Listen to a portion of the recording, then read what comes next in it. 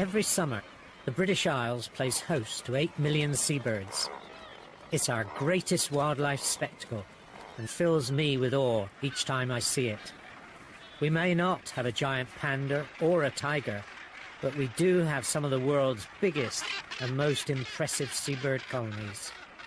For starters, almost 70% of the world's northern gannets breed on our shores. Our seabirds live in some of the most dramatic and awe-inspiring places in Britain. This is the huge cliff of Fula, rising over 1,200 feet at the end. It's covered in seabirds, but from here they look so small. But many of our seabirds are in serious trouble. For the last few seasons, at colony after colony, some species have failed to raise any young. Parents are leaving their chicks to starve to death. Others don't even bother to lay eggs. And each autumn, the bodies of more and more seabirds are washed ashore. I'm determined to find out what's causing this catastrophe and whether anything can be done to help our seabirds.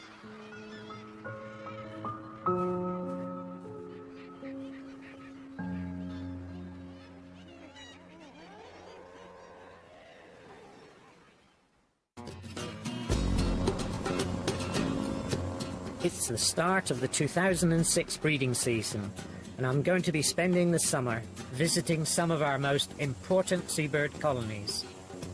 My first port of call is the most northerly point of Britain, way above the Scottish mainland, the Shetland Isles. More than 1 million seabirds breed on these islands. It's the most fantastic place for them, or at least it was until recent years. And there, right out in the middle of the North Sea, is my old home and workplace, the tiny island of Fair Isle. Fingers crossed, thousands of seabirds will have arrived ahead of me.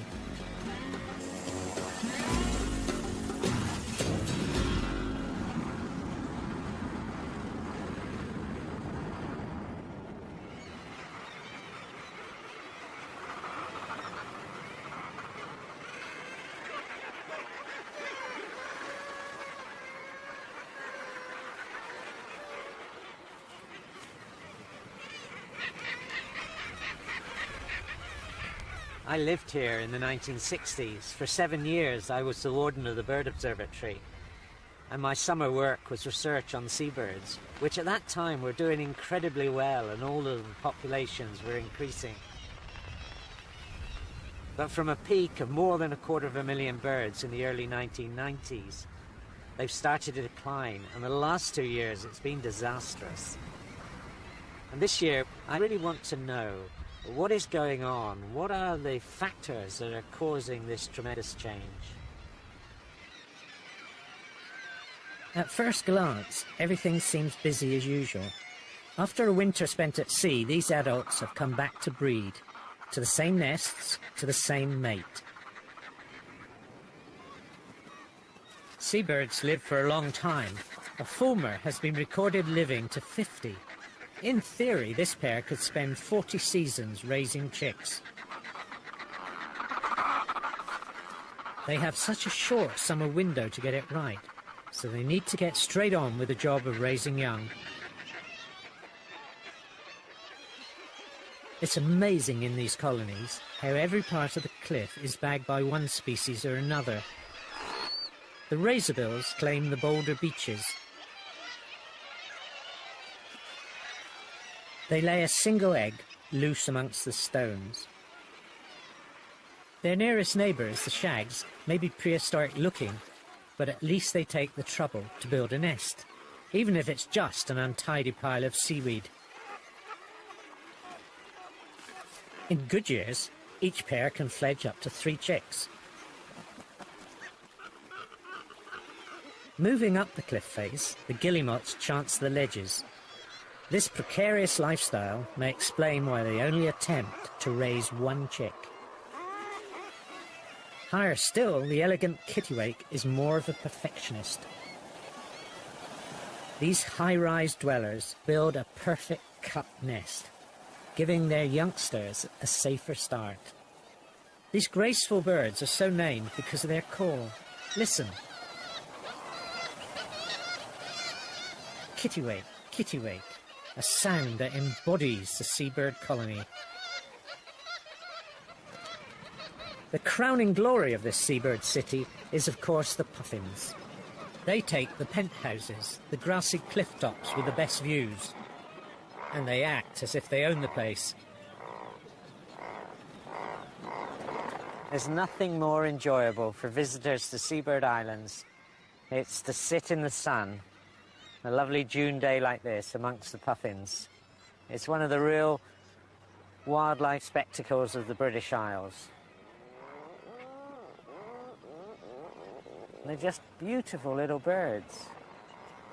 They've got such brilliant red legs, brightly coloured bills, very comical expressions.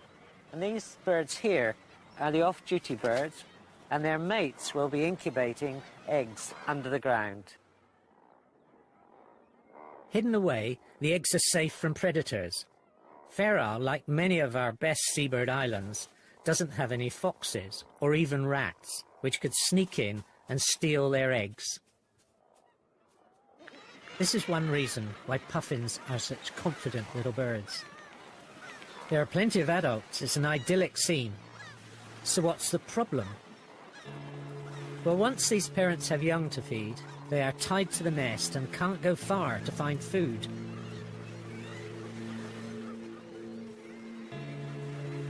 These birds don't choose our islands just for the great views and the safe nesting sites. They flock here because our coastal waters offer the best fishing. And the criteria are the same, whether you're a puffin or a skua. If they are to thrive, the one thing all these seabirds must have is a good supply of fish close to their nests. Puffins rely heavily on one particular fish, the sand eel. These tiny fish live and grow on the sandbanks just offshore. They may be small, but they're full of fatty oils, perfect for building up hungry chicks. And typically they're plentiful, just as the puffins are ready to feed their young. This is a classic image of a puffin, its beak stuffed full of oily fish. But it's become a rare sight on Fair Isle. For the last few years, these birds have struggled to find enough sand eels, so their chicks have starved. Puffins don't give up easily. They can cope with a few bad years. But if they fail to breed year after year, then eventually our cliffs will fall silent. So it's crucial to find out, have these birds had a few unlucky years, or is something fundamental affecting the sand eels and the seabirds which depend on them?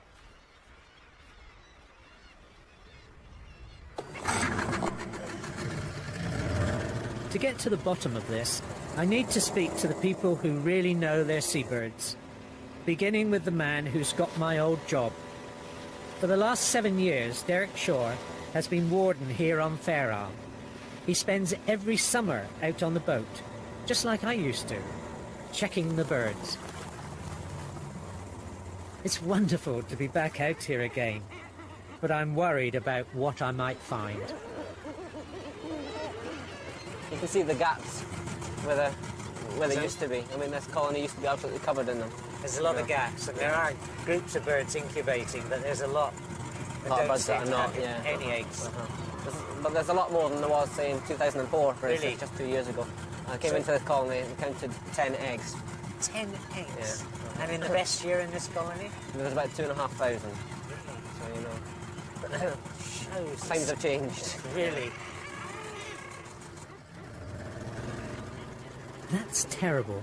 Some of these guillemots are so hungry, they're not even fit enough to lay eggs. 10 eggs from over 2,000 pairs. That's nothing short of a catastrophe.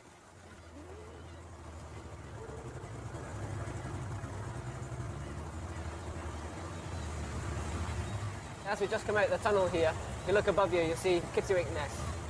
There's probably about 500 nests on this cliff above us. Really? And have you looked at this year at all? We've not. No, this is our first trip So through, this actually. is the first trip. Yeah, there they are. But there's not that many. No, there's far fewer than there used to be. If you look around, you see there's lots of white patches on the cliff. You can see where there used to be nests, and there are no. And these they're not ones there here are anymore. not. Those are not breeding. They're just sitting around. Yeah, this is a worrying sign. Seen groups of birds just standing around, not doing anything. So it's a kittiwake you've really had problems with. Kittiwakes are probably having more problems than any other species because they are reliant on sandy like everything else, but they're restricted to feeding in the top few inches of the water. So whereas the auks and stuff can dive a bit deeper. The auks, puffins, guillemots and razorbills should be more resilient because they can dive deeper for fish. Whereas these delicate kittiwakes have to fish at the surface, and if the food's not there, they go hungry. How have their numbers changed? When I first came here in 1999, there was 11,000 pairs. Last year's count was 5,000. So they've halved in just a few years. And what about their production of young? Yeah, they've had several bad breeding seasons. There was one year, 2004, when there was none. No young reared at all? No young reared at all. You know, I just Small can't... number were reared last year. But... I'd heard the stories, but seeing it for myself is a shock. I can't believe how bad it's got for birds like kittiwakes. And the damage doesn't stop there. Other seabirds rely on the sand eel fishers doing the hard work for them, including one of my favourites, the Arctic skua. It's known as a pirate because it chases smaller birds, knocks them out of the sky, and nicks their fish. They're so agile, I can watch them forever, until they decide to have a go at me. When they come back in the spring and they start yodeling and displaying, and just a fantastic noise. And now they're on eggs in the heather, and wherever you walk on Faroe, in the heather you're likely to get attacked by these birds. They just are so spectacular. And many a bird watchers come running off the hills. But if you hold your hand up, you're okay, and very quickly they go back to their nests. When I was here in the 60s, there were 70 pairs, and then they increased to 180. And now there's just 70 again. They've been having very bad years. There's a real worry about them, because if the population continued to decline, it just wouldn't be this fantastic bird living here on Faroe.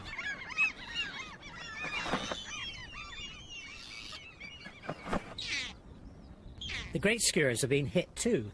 They're bigger and tougher than the Arctic skuas, but not so skilled in the air. They use their sheer bulk to have a go at other birds.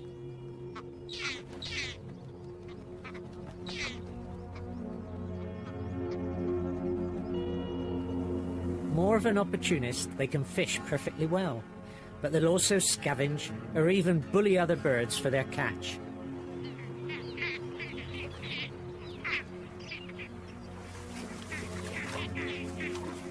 The locals call them bonksies. The best place to see them is Fula, another of Shetland's spectacular seabird islands. It's not just the bonksies that brought me to Fula. It's also to meet world-renowned seabird expert, Professor Bob Furness. Whoops. This bird that's shouting is obviously defending a territory, and it's likely to have a nest just here. Oh, there's an old nest there. Yes, there's a chick over here. Yeah. Now, for your studies, you must have ringed a lot of bonksy chicks in your life. About 30,000. Really? I see. And in the best year? About 2,000 in a good year. So that's 2,000 out of 2,000 pairs? Yes. And in a bad year? None. None? None at Which all. was the worst year? 2004. Not a single chick fledged. Good Lord. Do you think that one's going to survive? What is this year I like? don't think this year will be terribly good, but we'll have to see.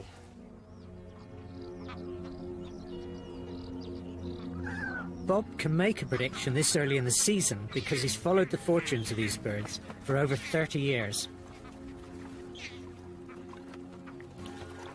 And this is the biggest great skua colony in the world. But for the last few years, the bonksies on Fula have been in trouble. Bob's got some clues as to what's been going wrong. This is where you do some really interesting research. Well, because the birds are sitting here a lot, when they've digested their food, they regurgitate pellets the same way that owls and birds of prey do.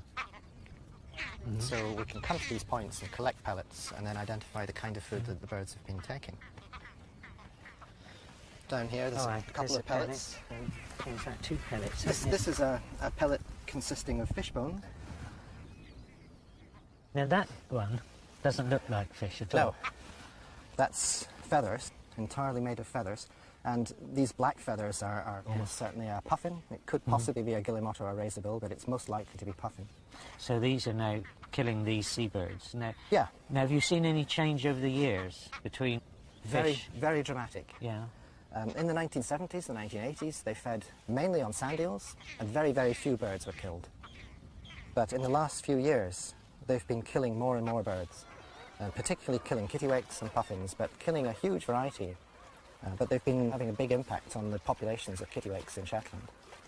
And in 2004, there was so little food that the adults were eating each other's chicks, and none of the chicks survived. That's disastrous. With the shortage of sand eels, these skewers are not just killing more seabirds, they've even started to cannibalise their own chicks. Over half the world's great skewers breed in the United Kingdom, so if the trend continues, the bonksy could soon end up on the endangered list. When I began this quest, people were quick to remind me that seabirds have faced crises before. They're long-lived birds, so they always seem to bounce back from trouble. In Victorian times, they declined dramatically. The birds and their eggs were collected for food, and their feathers were prized by the fashion world. They were even shot for pure sport. There was an outcry, and in the late 19th century, they became the first group of birds to be protected by law. In the last century, a new crisis hit seabirds. Oil spills. Ships carrying oil came to grief on our shores, spilling their sticky cargoes. Infamous names like the Torrey Canyon, the Brer, which hit the Shetland Islands, and a few years later, the Sea Empress, are etched on our memories. Like hundreds of others, I've helped out at serious oiling incidents. But when they are this far gone, it really is hopeless.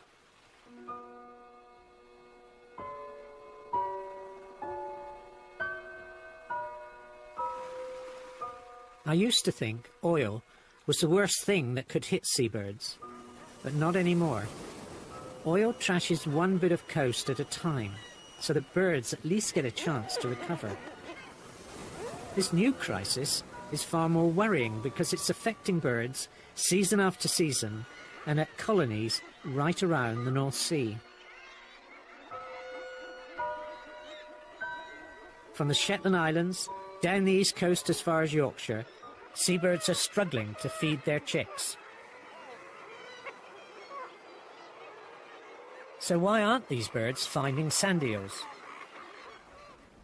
Sand eels won't end up on your plate, but they're still valuable to fishermen.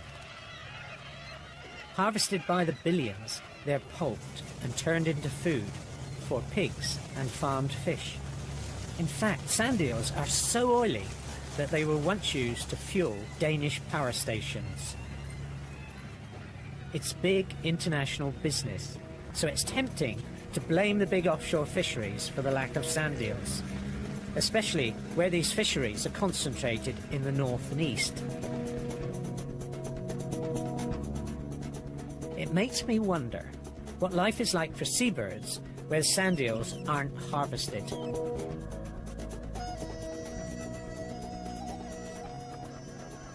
I've travelled 800 miles south from Shetland to the island of Skomer off the Welsh coast. I've never been here before, and it's a beautiful island. I'm really interested to know how the seabirds are doing here because it's the biggest seabird colony in southern Britain.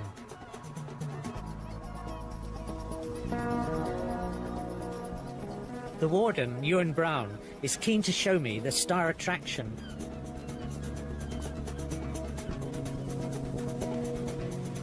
It's mid-June, so both parents should be busy out at sea collecting fish for their young. Their single chick is tucked safely away, but calling loudly just in case he's forgotten.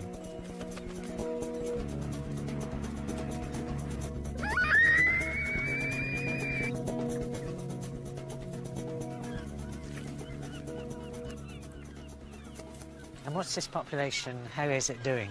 The population on Skomer of puffins seems to be fairly stable. We're consistently counting about 10,000 individuals every spring, and it seems to have been that way for about the last few decades.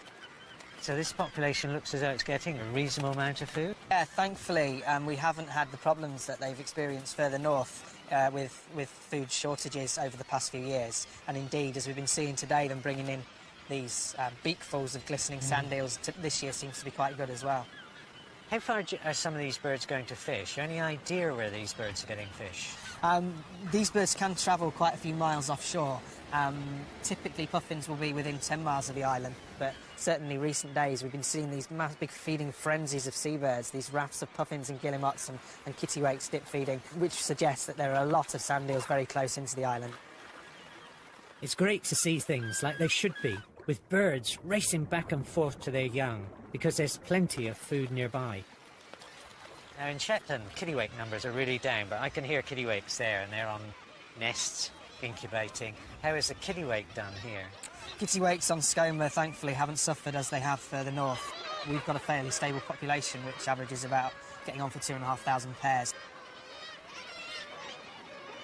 Now, what about guillemots? Because, again, in the north, there's been a sharp decline in the last 5 years. What's the situation here? Guillemots have been on the increase for about the last 30 years on the island. In fact, the graph goes quite sharply up. However, last year we saw a real population explosion. We counted nearly 20,000 individuals, which was a 40% increase on the previous year. And I wonder whether we are seeing birds from further north, from these colonies that failed in 2004. Relocating to yeah, here? relocating. Not only are the birds doing well, Skomer may actually be supporting refugees from the struggling colonies in the north. We know there's no sand eel fishery here, so at least on the surface we might suspect that the sand eel fishermen are fueling the seabird claps around our northern colonies. But there's another side to the story. Hanson Black works for the Shetland Fishermen Association. I put it to him that industrial sand eel fishing is responsible for the breeding failures around the North Sea colonies. I think it's too easy.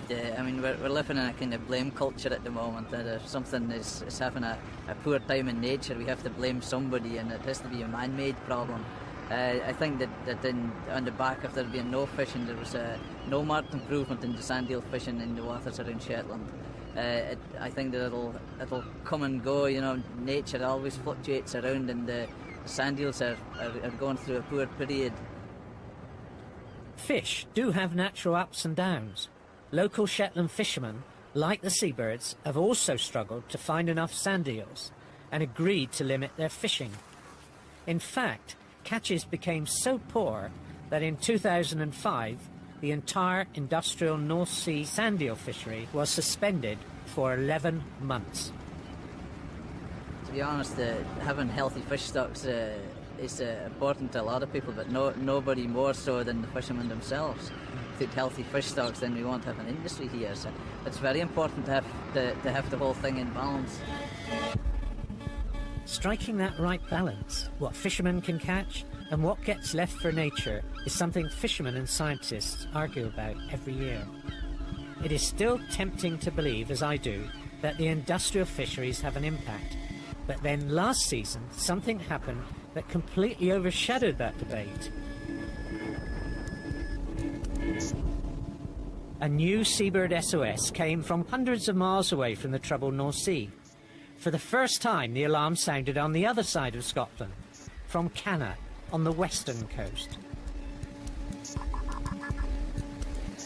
This Hebridean island is home to another spectacular mix of seabirds, but here too they've run into trouble. Bob Swan has been ringing the seabirds of Canna for the last 30 years. I asked him what went wrong.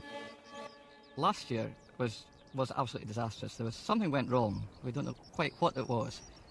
The most eerie thing was the silence. When we went down the north side, there was no noise. You know, normally you get the kittiwakes calling away and the auks and that, and it was just quiet. And we went into these colonies, and there was just no sign of the birds. But whatever went wrong, there was a lack of fish. The birds were starving. A lot of them had laid eggs, but they just gave up. The chicks that we did come across were very underweight, very undernourished. They were often starving. They were screaming out for food. We did ring quite a few, and interestingly, none of these were ever seen of again. We think that probably when they went to sea, they were in such weak condition that they actually died. So it was just a disaster, but as I say, it's never happened before here on the West Coast. Do you think there's any overfishing in this area affecting them? Not really. There's no commercial fishing of sand eels. I believe there is a bit of a sprat fishery in the winter, but I don't think it's on a massive scale, and there's certainly been no problem in the past. So we don't think it's overfishing. So if it's not overfishing, what's going on? One clue comes from the birds themselves. On this western coast, they don't just rely on sand eels. They'll catch sprats and other small fish too. So if sand eels are scarce, they should be able to find other fish. The fact that all the seabirds went hungry suggests that whatever's going on, it's hitting several fish species. Are these starving seabirds warning us that whole marine food chains are beginning to collapse? Could you see any changes in the sea? Well, there was one noticeable change, and that was the basking sharks. Basking sharks turned up far earlier than we've ever had them before, and also in much greater numbers. Basking sharks are significant because, like sand eels, they feed on microscopic plankton in the water. And if these giants are passing by Canner early, it could suggest a change in the distribution of plankton. In fact, scientists believe the mix of plankton around our shores is changing. Cold water species are being replaced by warm water ones, and total abundance has fallen. Why? Because of warming seas due to climate change. And while basking sharks are free to seek out the plankton, young sand eels have to stay put on the sandbanks. This is where they grow and mature, so this is where they need their plankton. Could it be that, like our seabirds, these little fish are going hungry? Now is the perfect time to find out, because the birds are busy bringing fish to their young. On the Isle of May, Professor Sarah Wanless has been catching birds bringing back food to find out how the fish themselves are faring.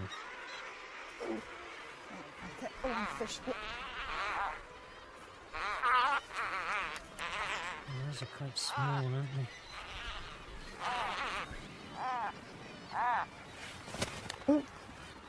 Please go up. So you're catching these adults coming back with food. Yes.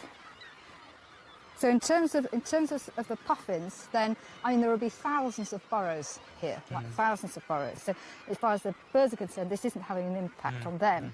But what it does is show us in huge detail what the birds are bringing in. And the load you've got there is actually a pretty good load. So that's a sprat. So that's potentially a very good food load. And then these are probably sand eels that probably are a year old. Okay. So those ones aren't too bad, those two. Well, yes, they're not small. too, yes, they're a bit small, but that's actually not too bad. So if you're a puffin chick, you'd be quite happy to get that. What I've got here, I mean, there's a lot of fish here, but they're very small. They'll have hardly any sort of fat or nutrient sort of value to them at all. So essentially, that's just a bit of sort of salty water. Yeah, so you're there's no not- shine on them, No, no silver, nothing. No, and you're not going to grow fat on those. Yeah. I think that's what's really impressive, is that not just watching the fish that are coming in, but being able to see the quality and work at that from year to year. That's when it really brings it home to you, Yes. just what sort of change we've Because experienced. I remember the sand eels. You with will have it, yes. And they were more like this. They were Exactly. longer, of course, and not so fat across there, but they were always big fish. Yeah. And you get those classic pictures, you know, with a puffin, and it really hangs down like one of those big sort of droopy moustaches. Whereas when the birds are flying around with these, you just see a little sort of fuzz, Yeah. but you don't see Yeah. a big conspicuous fish. So here's real evidence that there are sand eels around, but they're too small and thin to provide puffin chicks with the fats they need to thrive. Gradually, more and more scientists are pointing a finger at climate change. So does that mean the sand eel fishery is off the hook? Now, if the sea temperatures here are higher, the birds survive less well and they produce less chicks. Okay, so there's your climate effect.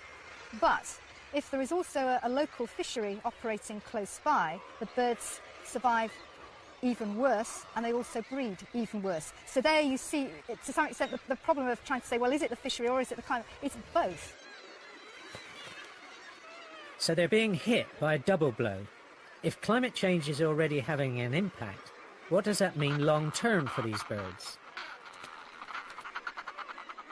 Scientists like Sarah have only just begun to ask these questions, let alone answer them, but we do know the North Sea has already warmed by 1 degree, which is an enormous change for a sensitive, finely balanced ecosystem.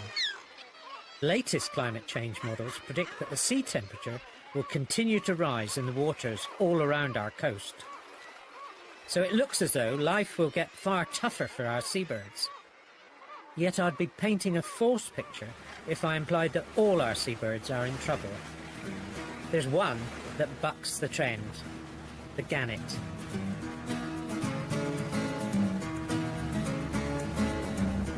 This is the Bass Rock off the East Lothian coast. It's absolutely fantastic. There's 50,000 gannets nesting on this. It looks like a huge cake covered in icing.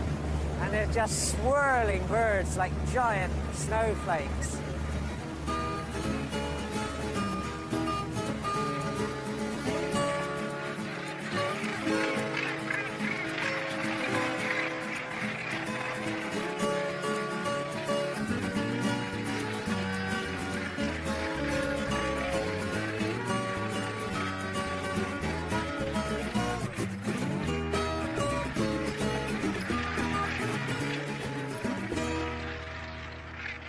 Well, this is absolutely incredible, and this is only a little bit of it. This is the kind of edge that you can come and walk to from the lighthouse. There are just thousands of birds breeding here. And all around is a swirl of gannets as they come in. It is stunning on a day like this.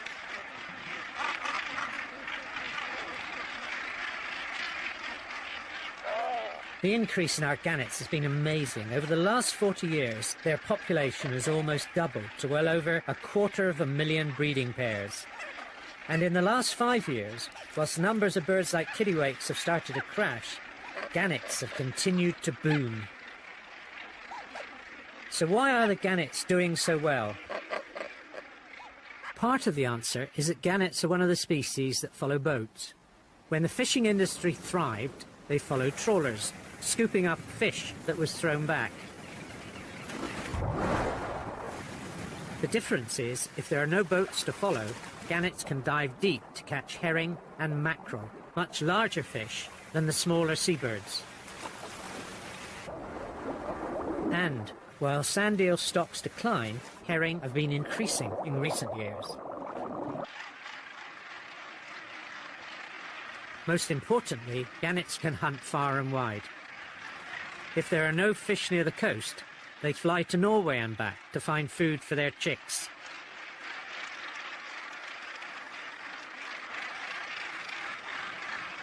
All this would be fine if we were happy to have all our seabird cliffs filled with gannets.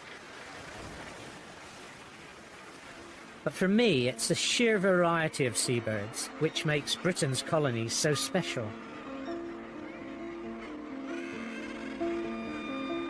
As if to underline the threat, I've just heard bad news from Skomer, off the Welsh coast. In what's turning out to be the hottest July on record, the puffins are still doing okay. But for the fulmars, razorbills and guillemots, it's looking like the worst season since records began. It's far too early to be sure what's happening on Skomer, but if it is part of the climate change story, then that's incredible news. It means a whole new stretch of coastline could now be affected.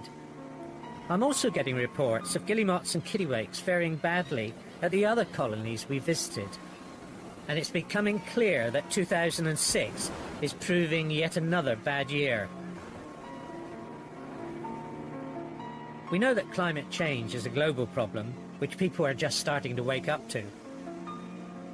But can we act fast enough, or are we already too late to help birds like kittiwakes? I put this question to a man who's long been campaigning to save our seabirds, the RSPB's head of marine policy, Dr. Ewan Dunn.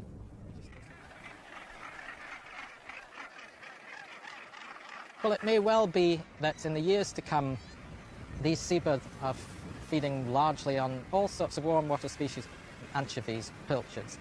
We don't know, but seabirds are very long-lived. Many of these kittiwakes are probably living to 25, 30 years.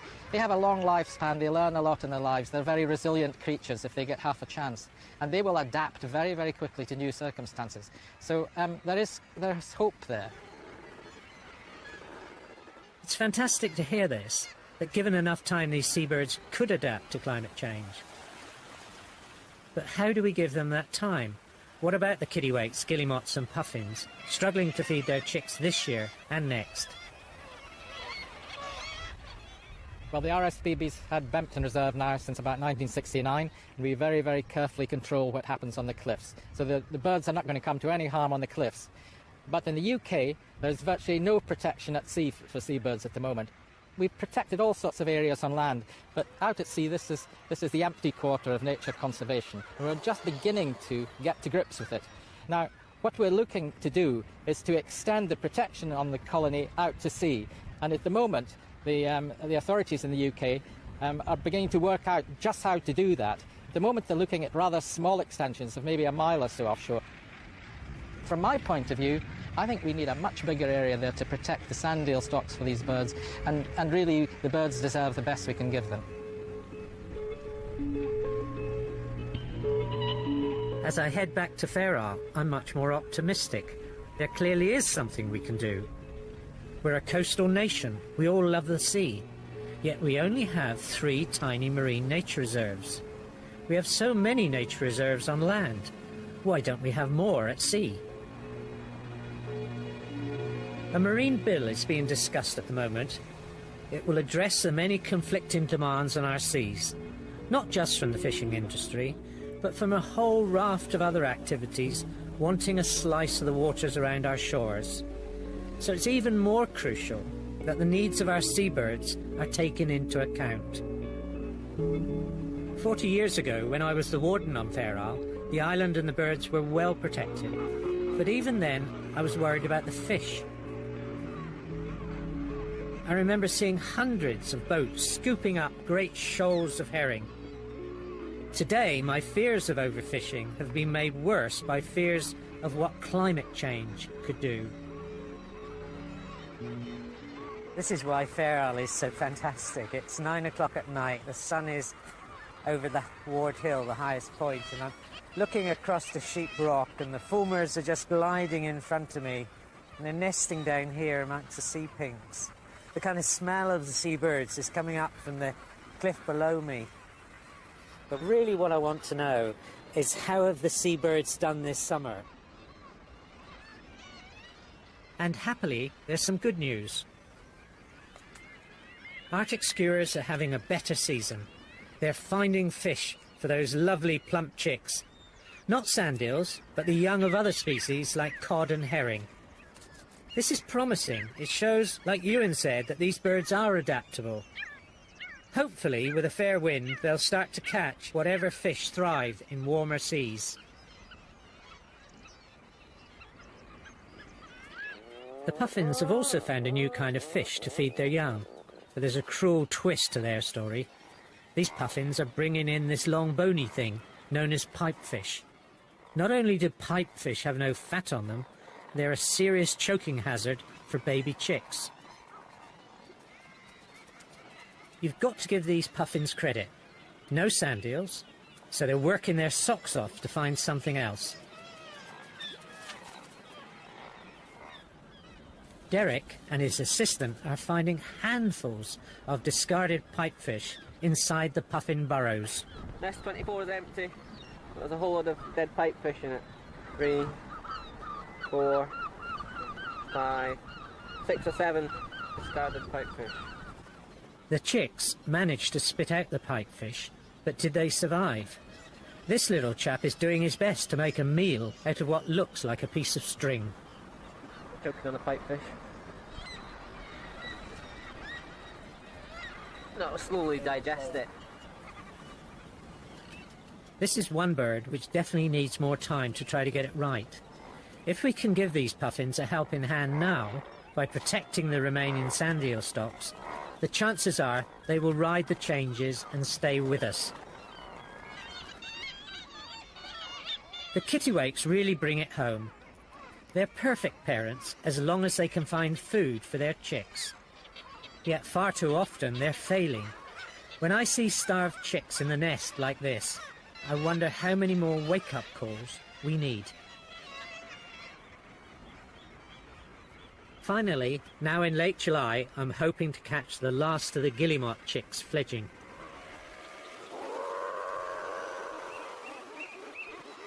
There we go. That little one is expected to leap straight off the ledge and into the North Sea. The parent bird, the father, sits on the water calling the chick, encouraging it to jump. They always look as though they really don't want to go. Sometimes they need more persuasion from their mother. And then they finally take that huge leap over the edge.